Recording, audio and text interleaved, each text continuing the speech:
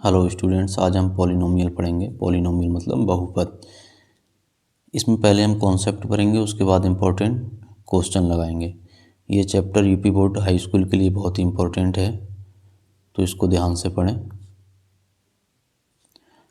सबसे पहले बहुपद। बहुपद होता क्या है? जिसमें कई सारे पद हों उसको बहुपद कहते हैं। जैसे 1 2 3 n तक इनफाइनाइट पद हों, वो बहुपद कहलाता है।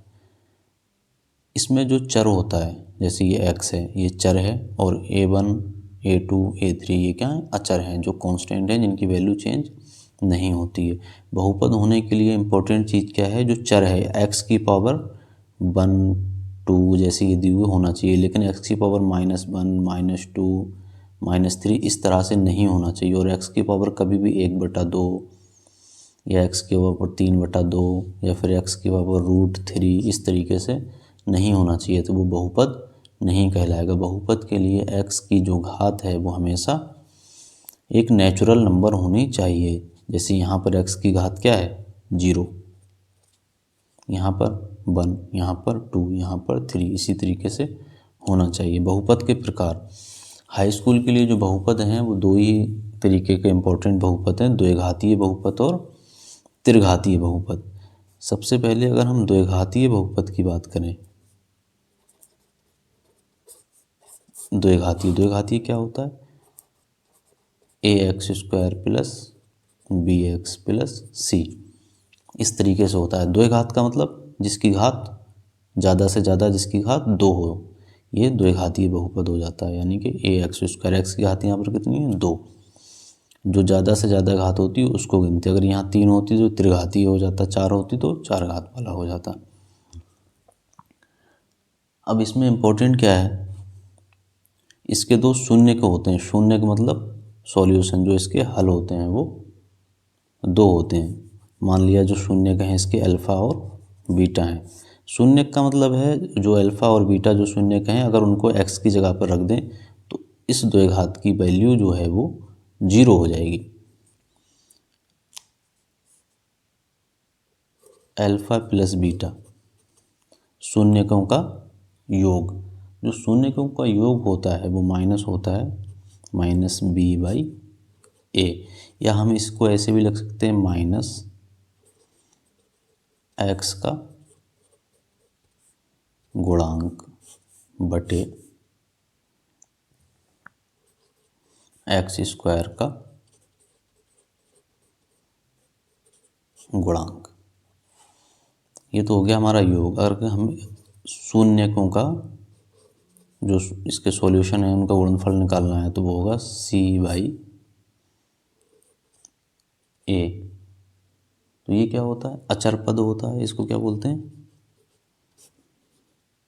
अचर पद बटे वही x² का गुणांक।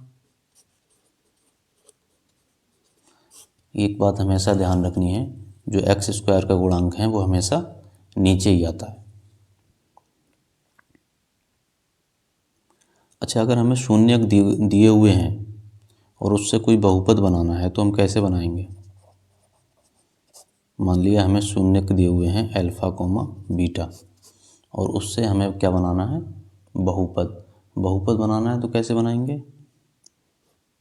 के क्या है? कोई भी कांस्टेंट है जिसको हम चर कहते हैं, अचर कहते हैं। अचर की वैल्यू जो बदलती नहीं है। x² minus alpha plus beta x plus alpha beta, ये हो गया। ये क्या है? अगर हमें कोई शून्यक दिए हुए हैं अल्फ़ा और बीटा और हमसे कहा जाए कि आप द्विघात समीकरण बना कर दो हमें, तो हम क्या करेंगे? x² minus alpha plus beta शून्यकों का योग इंटू x प्लस, अगर k की जगह पे हम 1 ले लें तो ये समीकरण हमारा सिंपल हो जाएगा, x minus alpha plus beta x plus alpha beta. इसको याद रखना है। शून्यक जब भी दिए होंगे तो हम इस तरीके से अपना समीकरण बना सकते हैं। जो अगला हमारा बहुपद है वो है त्रिघातीय।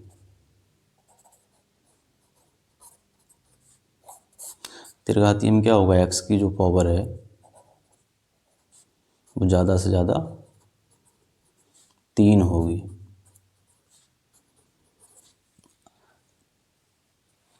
जब ये त्रिघातीय है, जितनी x की पावर होगी उतने ही शून्यक होंगे। शून्यक मतलब सॉल्यूशन। तो जितने x की पावर उतने शून्यक। दो घात में दो दो थी x की पावर, तो 2 शून्यक अल्फ़ा बीटा। इसमें 3 है तो इसके 3 शून्यक हो जाएंगे, alpha comma beta comma gamma. इसमें भी है शून्यकों का योगफल, alpha plus beta plus gamma. Same वही है, माइनस बी बटे ए। माइनस बी बटे ए का मतलब माइनस एक्स स्क्वायर का गुणांक बटे एक्स क्यूब का गुणांक। वहाँ पे एक्स स्क्वायर का गुणांक हमेशा नीचे था, यहाँ पे एक्स क्यूब का गुणांक हमेशा नीचे रहेगा। अगला क्या है, alpha beta plus beta gamma plus gamma alpha. ये हो गया। ये क्या है, सी बटे ए। सी बटे में का मतलब एक्स का गुणांक बटे एक्स क्यूब का गुणांक। इसमें एक और बनता है अल्फ़ा बीटा गामा, ये हो जाएगा डी बटे ए, मतलब अचर पद बटे में एक्स क्यूब का गुणांक। अब हम कुछ इम्पोर्टेंट क्वेश्चन देखेंगे इसी से रिलेटेड। हमारा पहला क्वेश्चन है, शून्यक 3 और 4 वाला द्विघात समीकरण ज्ञात कीजिए। अल्फ़ा बराबर -3, बीटा बराबर 4। तो शून्यकों का योगफल क्या हो जाएगा, अल्फ़ा प्लस बीटा बराबर -3 प्लस 4 बराबर बना जाएगा। शून्यकों का गुणनफल अल्फ़ा बीटा बराबर -3 गुणा 4 बराबर कितना हो जाएगा, -12। और जो हमारा द्विघात बहुपद है हमारा, वो क्या होता है, x square minus alpha plus beta x plus alpha beta. तो x square minus alpha beta की जगह हम क्या रखेंगे, 1, जो हमारा आया है 1 गुणा एक्स प्लस अल्फ़ा और बीटा की जगह क्या रखेंगे, -12। तो ये क्या हो जाएगा, एक्स स्क्वायर माइनस का एक्स माइनस का 12। ये हमारा आंसर हो जाएगा।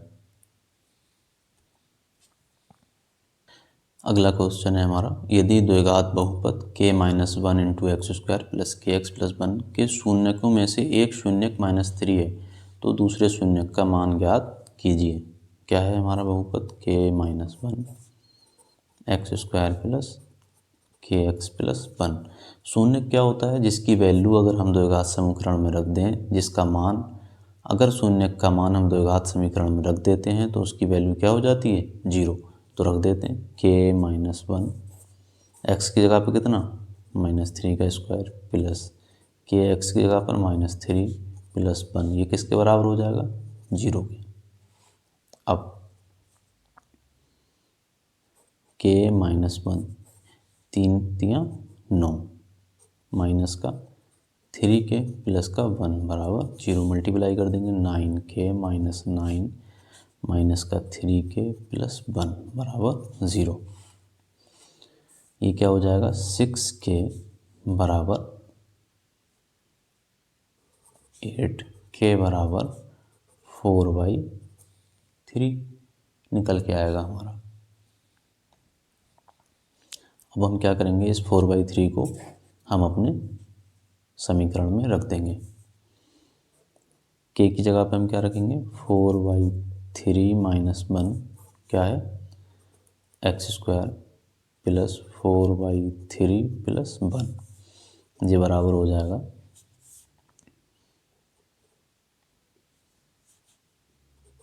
4 - 3/3 एक्स स्क्वायर प्लस 4/3 प्लस 1, ये हो जाएगा x square by 3 plus 4/3x plus 1, ये हमारा जो है द्विघात समीकरण बन के आ गया।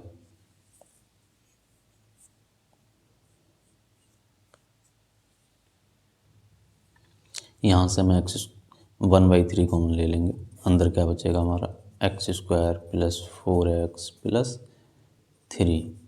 इसको हम सॉल्व करेंगे एक्स का मान निकालने के लिए, बराबर 0। 1/3 एक्स स्क्वायर प्लस, ये तोड़ देंगे 3x प्लस 3 बराबर 0, जैसे गुणनखंड करते हैं।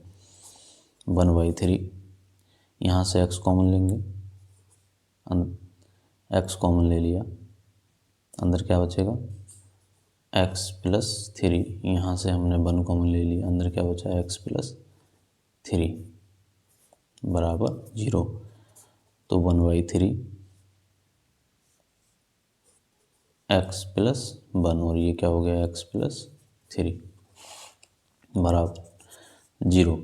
तो x के क्या क्या वैल्यू आ गई, -3 -1, -3 शून्यक पहले दिया हुआ था, तो अभी जो दूसरा शून्यक होगा वो -1 होगा। तो अल्फ़ा बराबर -3 और बीटा बराबर -1, दूसरा शून्यक हमने निकाल दिया। ये हमारा आंसर हो गया।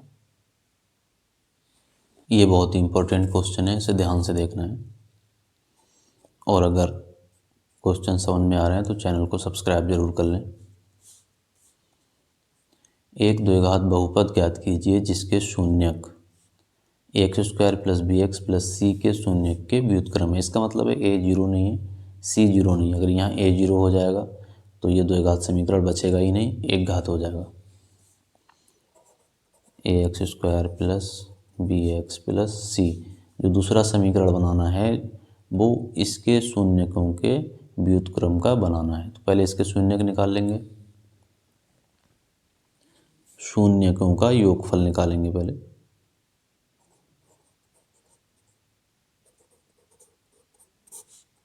शून्यकों का योगफल अल्फा प्लस बीटा, पता ही हमें -b/a माइनस एक्स का गुणांक बटे एक्स स्क्वायर का गुणांक। इसी हिसाब से हम शून्यकों का गुणनफल निकाल लेंगे। अल्फा बीटा, ये क्या हो जाएगा हमारा c/a, ठीक है। लेकिन हमें जो दूसरा समीकरण निकालना है वो इसके शून्यकों का व्युत्क्रम होना चाहिए। तो दूसरे समीकरण के शून्य क्या होंगे,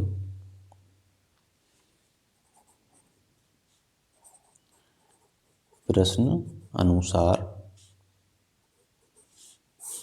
अनुसार क्या है, अभिष्ट बहुपद के गुणनखंड जो हैं, अभिष्ट बहुपद के जो शून्यक हैं वो क्या हैं, 1/अल्फा, 1/बीटा। अगर हमें शून्यकों का गुणनफल और योगफल मिल जाए तो हम जो है बहुपद बना देंगे आराम से। तो इसका योगफल निकालेंगे 1/अल्फा प्लस 1/बीटा, जो बराबर होगा, यहाँ तो अल्फ़ा बीटा आ जाएगा, ऊपर क्या होगा alpha plus beta. Alpha plus beta क्या है, -b/a, और अल्फ़ा बीटा क्या है, c/a। तो ये a से a कट जाएगा, क्या बचेगा -b/c। अब इनका गुणनखंड निकालना है हमें, 1/अल्फा इंटू 1/बीटा। तो ये क्या हो जाएगा, 1/अल्फा बीटा बराबर 1/c/a, तो ये हो जाएगा a/c। अच्छा, अब अभिष्ट बहुपद जो होता है, जो हमारा फार्मूला होता है अभिष्ट बहुपद का, बहुपद क्या होता है, k x square minus alpha plus beta x plus alpha beta, ये हमारा अभिष्ट बहुपद हो गया, ठीक है। तो हमारा है k x square minus alpha plus beta क्या है, minus b by c x plus alpha beta क्या है, ए बाई सी। ठीक है, मल्टीप्लाई कर दो के c x square plus b x plus a, यही हमारा क्या हो गया, अभिष्ट बहुपद हो गया। ये हमारा आंसर हो गया।